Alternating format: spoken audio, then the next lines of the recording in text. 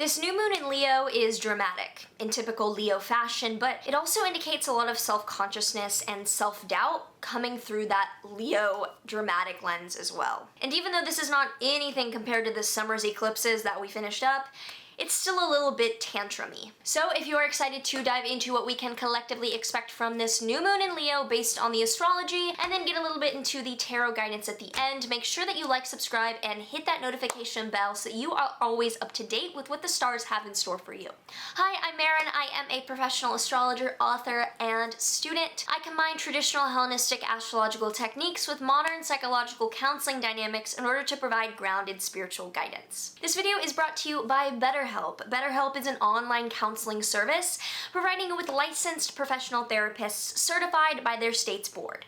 Once you sign up at this link, you can be matched with a counselor in under 24 hours that you can meet with over phone, tablet, any mobile device, and speak to over text, phone call, or video chat. BetterHelp is not a crisis hotline, but they do hold group-in-our sessions every week where you can connect with other participants and members to discuss topics such as anxiety relief and relationship strategies. BetterHelp is available worldwide, so just head to the link below if you're interested in getting that checked out. Once you do head over to that link below, you'll be matched with a licensed therapist after running through a really quick sign-up process so that you really see what all you're looking for and who will be best matched with that to provide you with the counseling you're looking for.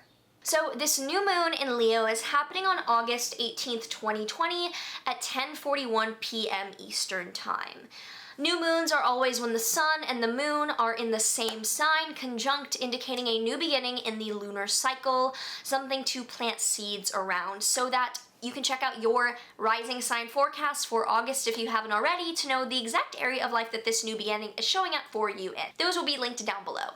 The sun and the moon are at 28 degrees of Leo. The sun rules the sign of Leo, so the sun and the moon are in the sun's sign, meaning that the host of this lunation, the sun, is at home. The host can provide for itself in its own home. It's a very comfortable lunation when there's a new moon in Leo. The sun and the moon are also in the third decan, the third of Leo, which has a bit of Martian influence and flavor to it. It's associated with the Seven of Wands tarot card, also known as the Lord of Courage. It's about pulling up the inner strength to do something when you're running on reserves. It's about the final quarter. I was gonna say football game, but I think they're quarters. The final lap around the track. The final physical endeavor where you're like out of gas, but you have to pull that out deep from when you're within your soul. Like you're tired and you have just enough willpower in you to manifest a little bit more energy. It's an uncomfortable call to action. So you're feeling like you don't have the resources to put on this authentic show that you want to in this Leo fashion. And it might feel as if it's a kind of counter attack, or if you're making a decision based on someone threatening you and you being like, no, like I have a little bit more in me for this. Because you're deciding here with this decan activated, you're deciding whether it's worth it to put on the show and fight or not. Because no matter what position you're in on either side of a quote like beginning or ending or issue, haters aside on either side, is climbing to the top worth the view? Like not based on like, that's not me saying, you know, you can overcome everything if it's worth it. It's like you deciding if that's actually worth it, if you want to put in the time and the energy to get there and prove your point. So with the sun and the moon at 26 degrees of Leo, Mercury at 28 degrees of Leo is what's called under the sun's beams. When planets are within 15 degrees of the sun by either conjunction or opposition, they're burned, ravaged, and obscured. And the warmth and flames of the sun are overtaking that planet and making it secret, destroyed, and ravaged of its significations, so that the mercurial communication right now is going to be hidden or dishonest or not really the truth. Gaslight shows are really indicated with this. Performances will be revealed as performances at a later date.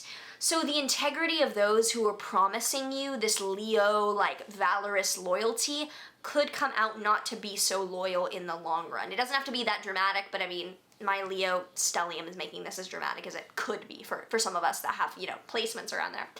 On the other side, you could find out that someone secretly pledged loyalty to you, because Leo is fixed fire. That is like the loyal heart burning. You could find out that someone pledged that loyalty to you and you did not know it at this time.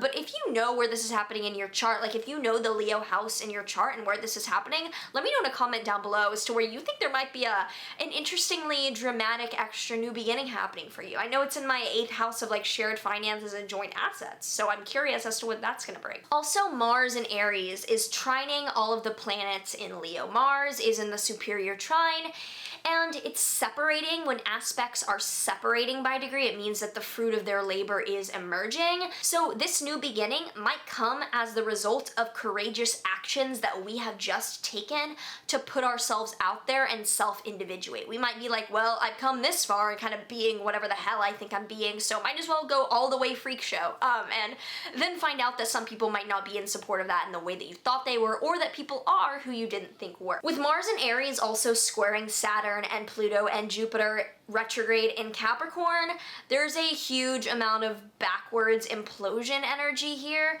And with Mars applying very tightly and receiving an application from Saturn, because Mars is going forward as Saturn is going back, and basically they're both coming against each other with their degrees, this is a really icky hitting the brakes and the gas at the same time. I speak as a Mars-Saturn person with Mars square Saturn, that like, it just feels like empowered courage all the time, but paralyzing fear at the same time. That's just so combust, and so I don't like seeing this, and they're both in their home signs, and it's like, oh, this is a grinding, long, hard effort that is indicated here, where we don't need to make it this difficult and this hustly and this challenging, but we probably will decide to, because we're invested in the performance and we don't know what it means to commit to the path of least resistance. I don't like saying that, but that's indicated here. Implosion due to inaction is also a symbol of this, where not knowing whether to do it or not is boiling up inside of us, and even thinking about it is incredibly actionable but incredibly paralyzing. The square to Pluto is uncomfortably intense. It is this cult-like mentality of feeling forced into something for the sake of like loyalty that you don't know if you're truly invested in, but having this tunnel vision to feeling obligated to perform this power struggle. Conflicting data might lead us to seek out our point of view even more polarized to justify what we're acting from here. And then with Jupiter being squaring it and overcoming it, squaring it, there's this case of bonification, but it's courage and conviction and drive that's admirable, but because it's not as tight of an aspect as the Saturn-Pluto, it's kind of like, I mean, you're well-intentioned, but behind the well-intentions, there's like just bad logic and a weird motivational dynamic going on here. It's not the dominant theme, but I mean, behind it all, like, you get a cookie for trying. Venus is also exactly sextiling Uranus, so Venus in Cancer is sextiling Uranus in Taurus. Sextiles are super weak, like they're better than nothing. It's like pat on the back energy. It's a little bit of like cool, which could indicate that there's a little bit of a weird opportunity here to connect with someone or something on a relationship level that's unexpected.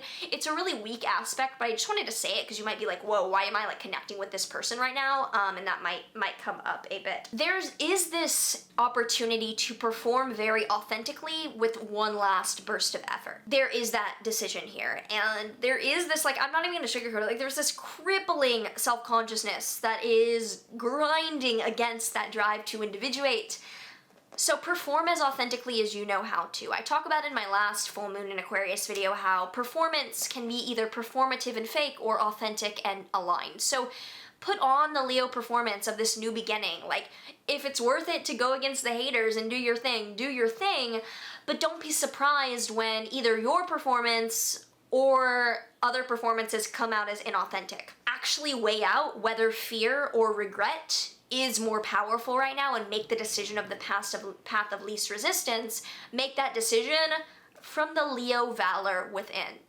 With that being said, let's pull a tarot card for a little bit of guidance. We have the Four of Pentacles tarot card, and This card deals with sturdily having a foundation beneath you. So during this time, what is the foundation of self-honesty and performance that you can actually make sustainable? If you cannot sustain what you're promising, or if you cannot sustain the level of radicality that you're achieving, I think that's a sign to take a different path. Next, let's look at the Law of Attraction card that comes up for this new moon. My thoughts are in harmony with health. I want perfect health. I like feeling good. I enjoy my good feeling body. I have many positive memories of feeling good in my body, and I see many people who are clearly in a state of good health, and it is easy to see how much they are enjoying their good feeling bodies. When I think thoughts like these, I feel good. These thoughts are in harmony with the healthy body. Making sure that your physical vessel is communicating to you in a worthwhile way, because it might be that your body is telling you exactly that certain trains of thought feel really icky right now. So amidst so much performance and drama, where can you see what the body is telling you through all this? So if you enjoyed this and you would like to check out my private consultations below, feel free to do that. Like, subscribe, do all of the things. Make sure that you leave me a comment if you know how this is showing up for you. Sending so much love, and I will see you in the next one.